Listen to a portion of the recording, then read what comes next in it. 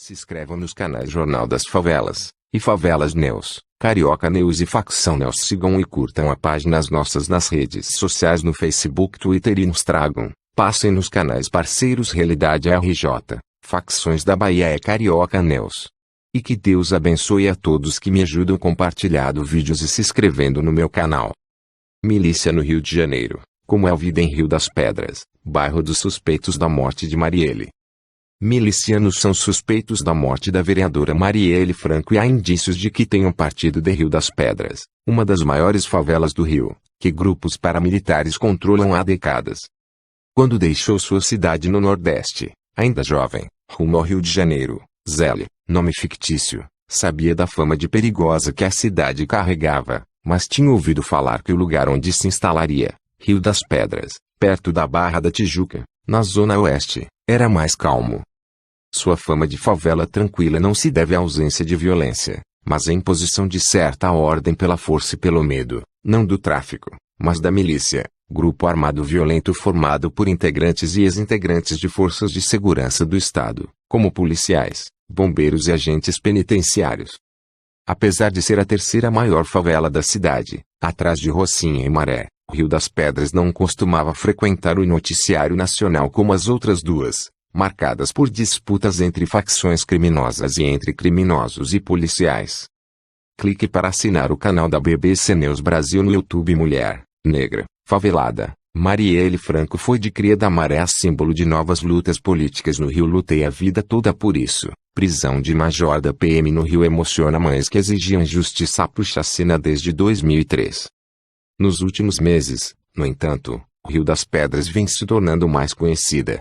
Em janeiro, o Ministério Público e a Polícia Civil do Rio prenderam lideranças de uma milícia que atua ali, no bairro vizinho de Muzema e adjacências.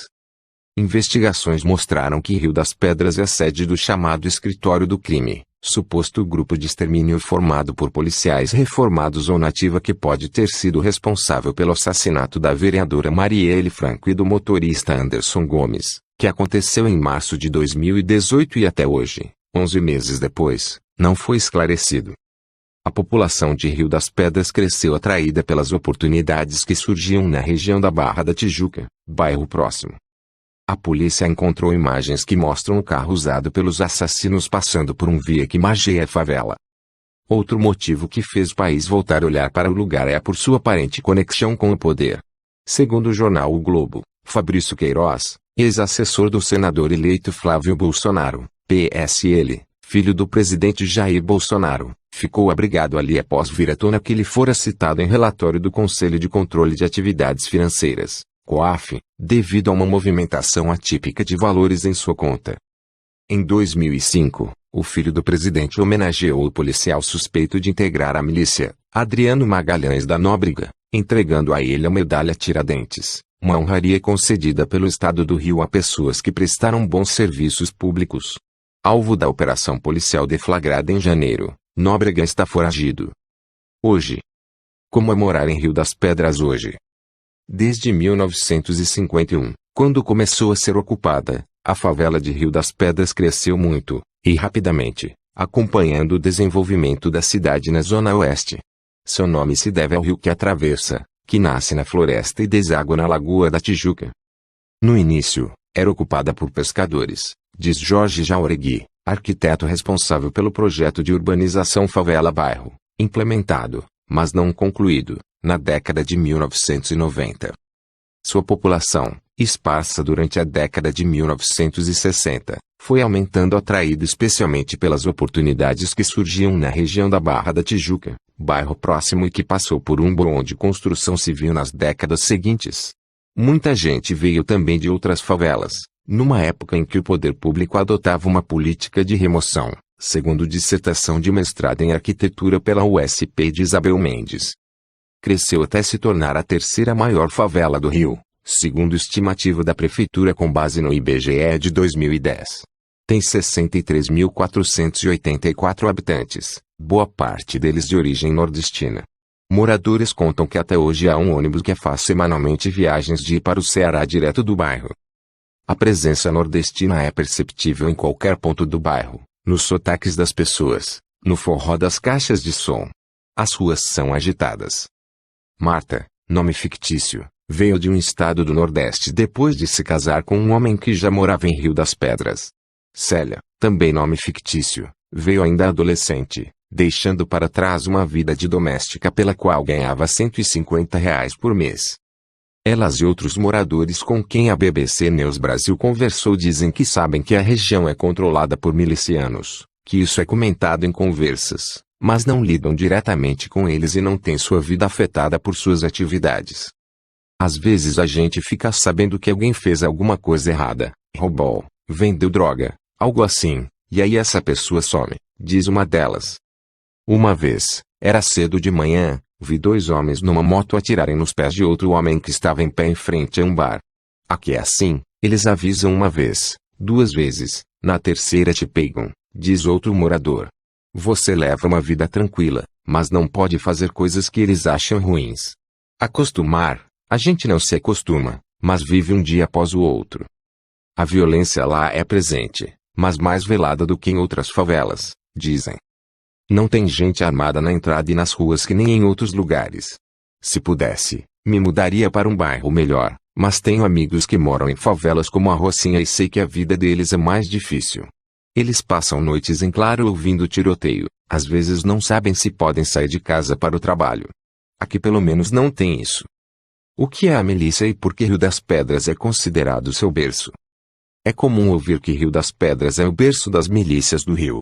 Ainda que não seja possível afirmar isso categoricamente, é consenso entre pesquisadores que esses grupos têm décadas de atuação no bairro. O modelo de poder paralelo, à margem do Estado mas com a participação de membros dele, hoje é forte principalmente na zona oeste da capital e na Baixada Fluminense. Estes grupos podem ter 20, 30 ou até 40 membros. São pessoas que de alguma forma têm acesso privilegiado a armas e bons contatos na polícia, o que lhes confere proteção. Eles ocupam uma área sob a justificativa de que proporcionarão a segurança que o Estado não é capaz de fornecer, deixam um grupo armado no local e partem para outras áreas para invadi-las, diz Michel Misse, diretor do Núcleo de Estudos em Cidadania, Conflito e Violência Urbana da Universidade Federal do Rio de Janeiro UFRJ. As milícias têm como objetivo principal o lucro, obtido a princípio pela cobrança da proteção oferecida nestes locais. Eles chegam dizendo que trarão a paz, mas isso tem um preço, que é a taxa de segurança imposta a moradores e comerciantes. Quem se opõe, é morto.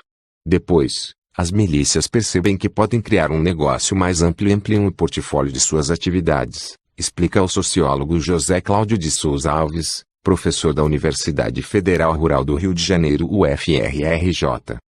O pesquisador diz que atualmente as milícias estão envolvidas na oferta de uma variedade de serviços, como venda de água, gás e cestas de alimentos, transporte clandestino, TV a cabo e internet piratas, roubo e refino de petróleo cru para a fabricação de combustível, coleta de lixo e também na apropriação de terras públicas e privadas abandonadas ou sem uso, que são loteadas e vendidas ilegalmente. No início, esses grupos não eram chamados de milícia, mas de polícia mineira. Num primeiro momento, surgiram grupos que são protótipos de milícia, associados a ocupações urbanas de terra, liderados por civis. Eles constroem relações com a população e elegem lideranças, sempre matando e fazendo uso da violência. A partir dos anos 2000, o modelo atual, liderado por pessoas ligadas às forças de segurança, começa a emergir, diz Alves. Seguindo linha parecida com a de Alves, o sociólogo Ignácio Cano, que também pesquisou milícias no Rio, diz que o modelo era um pouco diferente do de hoje. Havia nas polícias mineiras não só forças de segurança mas também líderes comunitários que não eram policiais. Um exemplo de Rio das Pedras era Josinaldo Francisco da Cruz, o Nadinho, candidato da Associação de Moradores eleito vereador em 2004 e assassinado em 2009. Quando começou a fazer pesquisa em Rio das Pedras, na década de 1990, Cano diz já havia um grupo que controlava o território. O tipo de atividade era diferente naquela época. Não ia na linha de pagamento de taxas por serviços, como hoje, era mais um controle imobiliário. Controlavam todas as transações, quem podia construir onde etc. Hoje é um modelo mais invasivo, que lucra a partir de qualquer coisa, diz Cano. Esses grupos, diz Cano, impunham medo e criavam certa estabilidade na região. Não deixavam que traficantes de drogas se estabelecessem e eram a principal autoridade local. O Nadinho dizia: aqui o povo vem do Nordeste, é um povo ordeiro, que não gosta de tráfico. Eles impunham ordem, expulsavam o tráfico, diziam o que podia ou não fazer, havia um projeto moral, decidiam se podia ouvir certas letras de música ou não, coisas assim. Diretores de escola, quando não conseguiam ônibus para os alunos, iam falar com a milícia e eles providenciavam. Há depoimentos que mostram que, quando crianças estavam aprontando na escola, chamavam a milícia para mandar uma mensagem. Problema crescente. Cano diz que havia também certa condescendência do poder público em relação a esses grupos. O Cesar Maia, ex-prefeito do Rio, dizia que eram um mal menor. Depois que funcionários do jornal O Dia foram torturados por milicianos, essa postura mudou. Entre 2006 e setembro deste ano, 1.709 pessoas foram presas por ligações com milícias, e os milicianos foram obrigados a adotar um perfil mais discreto, diz Cano. Alves acha que o fortalecimento da milícia em Rio das Pedras tem a ver com o acelerado crescimento populacional da favela e a demanda por terras. É uma comunidade que se expande muito rápido, tem um mercado imobiliário pujante. A milícia tem acesso ao mapa da região e começa a ver onde pode montar negócios. Ocupar o solo urbano é um grande negócio. Segundo o estudo Favelas sob o controle das milícias no Rio de Janeiro, de Alba Zaluar e Isabel Siqueira Conceição, em 2002 e 2003 a Associação de Moradores fez uma campanha de regularização e transferência de títulos eleitorais dos moradores de Rio das Pedras, já que boa parte deles vinha do Nordeste. A intenção era eleger Nadinho, o que deu certo. O estudo sugere que teria sido a partir daí que começou a grande expansão da milícia. Elas assumiram controle territorial em outros bairros, às vezes tomando-os de traficantes.